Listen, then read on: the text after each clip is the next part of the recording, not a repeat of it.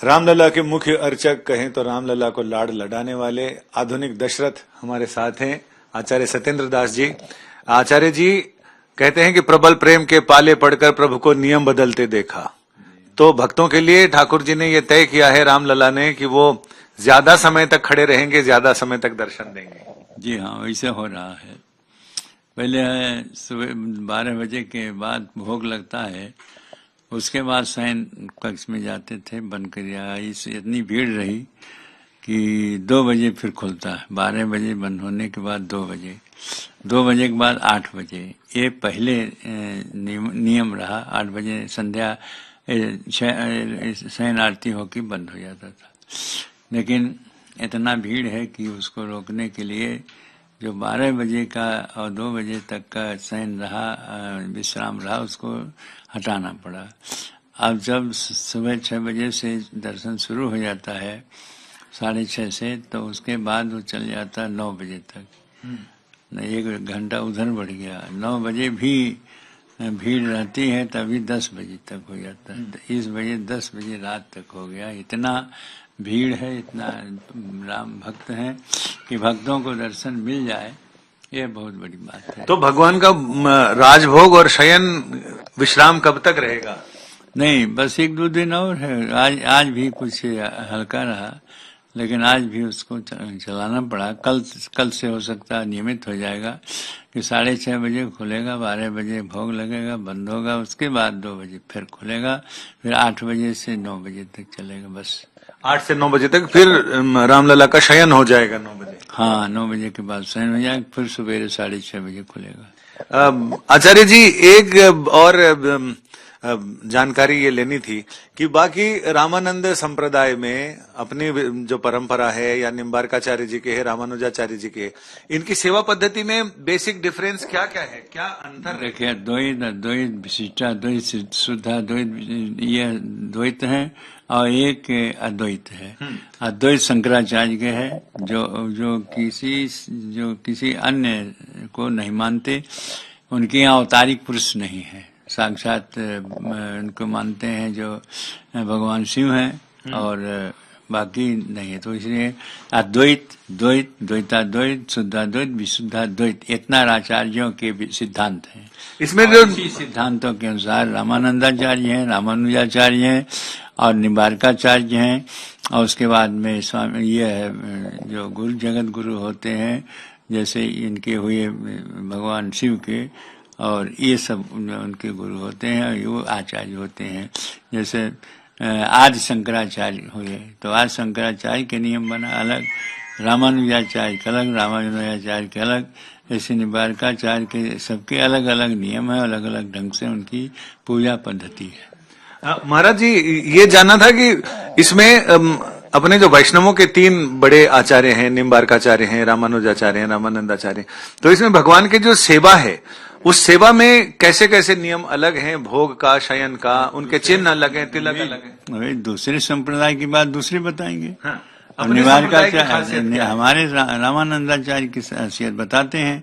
इसमें 4 प्रकार के तिलक है। अच्छा। एक श्री है, जो बीच में आगे इधर दोनों वो हो जाता है, और बीच में श्री। अच्छा। एक बेदी है, जो दोनों ओरी लगा के बीच में बेदी रख जाता है। और एक है चतुर्भुजी, दोनों सफेदे रहते हैं। अच्छा। और एक है चतुर्भुजी के बाद में इसी प्रकार से एक और जो लगा, सीधे दिन सफेद लगाते हैं। तो इस प्रकार से अलग अलग रामानंदाचार्य में ये सारी व्यवस्थाएं हैं। और इसमें उपासना भी 2 प्रकार की, एक दास उपासना और एक सखी उपासना और एक पति उपासना। हाँ, तो कुछ लोग ऐसे हैं जो भगवान को पति रूप में उपासना करते हैं, ठीक है। एक और ऐसे हैं कि जो मित्र के रूप में या सखी के रूप में, और एक दास हैं। तो दासो हमको सुरेंद्रस्य रामस्य अकृष्ट कर्मण है। तो हम लोग तो दास हैं कि हमारे प्रभु स्वामी हैं, हम उनके दास हैं। इस प्रकार की हमारी उपासना है। भोग में, शयन में, उसमें भी कोई अंतर रहता है? नहीं, कुछ नहीं, सब जगह अपने एक एक ढंग से अब नियम बनाए होंगे। किसी का 8 बजे हो गया, किसी 9 बजे हो गया, इतना समय परिवर्तन होता है। लेकिन जो भोग जो मनुष्य के अनुकूल पड़ता है, वही भगवान ही कहते, पत्रम पुष्पम फलम तोयम जद में भक्ता प्रेक्ष, जो कुछ दे दिया जाए उनके लिए, बाकी भाव प्रधान और ये प्रेम प्रधान है। भगवान के लिए प्रेम प्रधान है, भाव प्रधान है। महाराज जी, नूतन विग्रह में प्राण प्रतिष्ठा के बाद ये आप पहली बार मीडिया को अपनी भावनाएं बता रहे हैं, तो सारे लोग ऐसे सोचते हैं कि जो नए रामलला का नूतन विग्रह है वो एकदम ऐसा मोहिनी डाल देता है कि सामने वाला ऐसा लगता है कि बस वो कहीं निगाह जाती नहीं है। आपने जब पहली बार देखा तो आपके दिल में क्या हुआ?